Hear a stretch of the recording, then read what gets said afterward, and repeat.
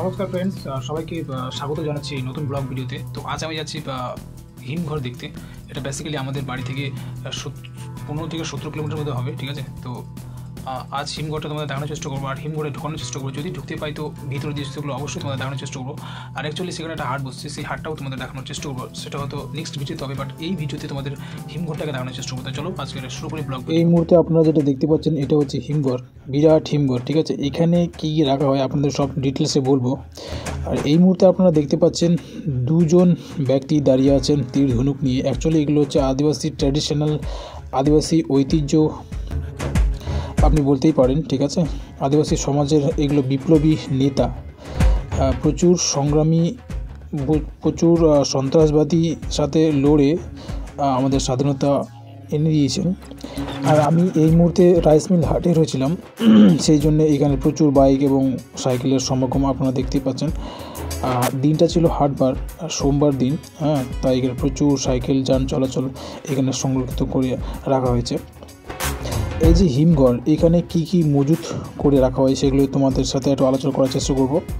এই যে আপনারা হিমঘর দেখতে পাচ্ছেন, এটার ইংরেজি শব্দ হচ্ছে কোল্ড স্টোরেজ, ঠিক আছে। এখানে বিভিন্ন ধরনের কাঁচামাল খুব মজুত করে রাখা হয় যাতে কোনো রকমভাবে নষ্ট না হয়, ঠিক আছে। বিভিন্ন ধরনের সবজি এখানে রাখা হয় গরমকালে, ঠান্ডাকালে নয় কিন্তু। তো এই মুহূর্তে শীতকাল চলছে, সেই জন্য এখানে কোনো রকম সবজি সেইভাবে মজুত ছিল না। তো এই মুহূর্তে আপনারা দেখতে পাচ্ছেন যে আলু একজন ব্যক্তি নিচে নামাচ্ছেন। আর এই মুহূর্তে আলুর বীজের সিজন চলছে, আলুর বীজ বপন করে আলু লাগানোর কাজ এখন চলছে বর্তমানে। তো সেই জন্য আলুর কিছু বস্তা মজুত আছে, উপরে আপনাদেরকে নিয়ে যাব, দেখাবো।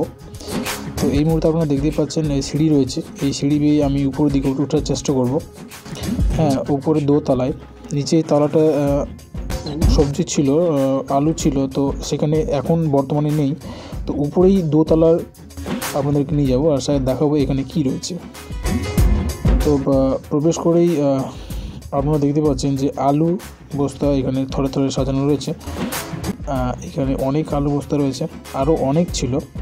আমি সেখানকার লোকেদের সাথে কথা বললাম, তারা বললো যে এখন আলু অনেক কম রয়েছে, কারণ এখান থেকে প্রচুর আলু অন্য জায়গায় নিয়ে যাওয়া হয়েছে, কারণ এখান থেকে বিক্রি হয় সরাসরি, ঠিক আছে। এখানে মজুত করে রাখা হয় আর এখান থেকে সরাসরি বিক্রি হয়।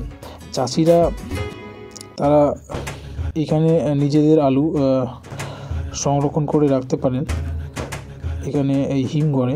আপনাদেরকে দেখাবো এখানে সিস্টেমটা, প্রসেসটা কী ধরনের।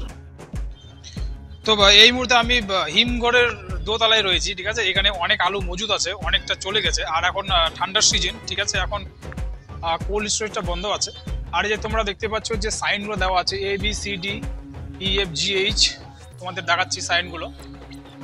আর এই মুহূর্তে আপনারা দেখতে পাচ্ছেন যে ইংরেজি অক্ষর লেখা আছে পিলারগুলোতে। এগুলোর এমনি করে লেখা নেই, এগুলো নির্দিষ্ট কোনো বিশেষ কারণ রয়েছে, সেই জন্য এখানে লেখা আছে। যখন আপনি হিমঘরে আলু রাখতে যাবেন তো চেম্বার সিস্টেম রয়েছে, ঠিক আছে। প্রত্যেকটা পিলারে ABCD করে একবারে Z পর্যন্ত রয়েছে। তো একটা পিলার থেকে আরেকটা পিলার স্ট্রেট করে যে ফাঁকা দুটো পিলারের মিডিলে যে আপনি জায়গাটা পাচ্ছেন, সেখানেই আপনি যদি আলু রাখেন তো সেখানে সে জায়গাটা আপনার, ঠিক আছে, সেখানে আলু থাকবে। আর এই মুহূর্তে এই হিমঘরটা ছিল 4-5 তলার। তো উপরে যাচ্ছিলাম না, কারণ উপরে কিছু ছিল না। আর যে এই যে দরজাটা আপনি দেখতে পেলেন, এটা দিয়েই কিন্তু ভিতরে যাওয়া যায়, আর সেখানেই চেম্বারগুলো আছে। তো এই মুহূর্তে আমি ঢুকতে পারছিলাম না, কারণ বন্ধ ছিল। আর এটা ছিল হিমঘরের বাইরের দৃশ্য। এই আপনারা ডিজিটা দেখতে পাচ্ছেন, এখান থেকে পাওয়ার সাপ্লাই, পাওয়ার জেনারেট করা হয় যদি কোনো রকমভাবে পাওয়ারটা চলে যায়, ঠিক আছে। তো এইখান থেকেই পাওয়ার সাপ্লাইটা করে দেওয়া হয়। তো তার পাশেই আপনারা দেখতে পাচ্ছেন যে হিমঘরকে, যে ঘরটাকে শীতল রাখে যে জিনিসগুলো, সেটাই আপনার মেশিনগুলো দেখতে পাচ্ছেন। এখানে প্রচুর পাইপ, এখানে এইভাবে মানে এমনভাবে তৈরি করা যে সেখানে মানে যে ঠান্ডা জিনিসটা এখান থেকে কিন্তু প্রবাহিত হয়। প্রভাব করে ঠান্ডা জিনিসটা। এই যে তোমরা দেখতে পাচ্ছ চেম্বার সিস্টেম, যে কুয়ো টাইপের যে জিনিসগুলো আছে সেখান থেকে জল প্রতিনিয়ত উপরের দিকে পাইপ বেয়ে উপরে উঠে, ঠিক আছে, আর উপর থেকে ফিল্টার হয়। প্রতিনিয়ত পাইপ জলগুলো ঝর্ণার আকারে সে নিচে পড়ে, আর ওখান থেকে যে ঠান্ডার সৃষ্টি হয় সেই ঠান্ডাগুলো পাইপ দিয়ে পাইপ কিন্তু সিস্টেম লাগানো আছে হিমঘরে, একবার সেটিং করা আছে, আপনাদেরকে দেখাচ্ছে একটু পরেই। ওই পাইপ দিয়ে কিন্তু ঠান্ডা যে জলগুলো ভিতরে যায়, এই যে আপনার পাইপগুলো দেখতে পাচ্ছেন, এই পাইপ দিয়ে কিন্তু ভিতরে ঠান্ডাটা যায়। আর ভিতরে অনেক সিস্টেম, অনেক মেশিন রয়েছে, ঠিক আছে, কিন্তু এখানে অ্যালাউ ছিল না বলে আমি ভিতরে ঢুকতে পারছি না। এখান থেকে আমরা দেখতেই পাচ্ছেন যে পাইপ ভিতরে গেছে। আর ভিডিওটি যদি আপনাদের ভালো লাগে থাকে অবশ্যই লাইক করবেন, শেয়ার কমেন্ট করবেন, আর চ্যানেলে নতুন হয়ে থাকলে অবশ্যই চ্যানেলটা সাবস্ক্রাইব করে রাখবেন, ঠিক আছে। চলো দেখা হচ্ছে পরের ভিডিওতে।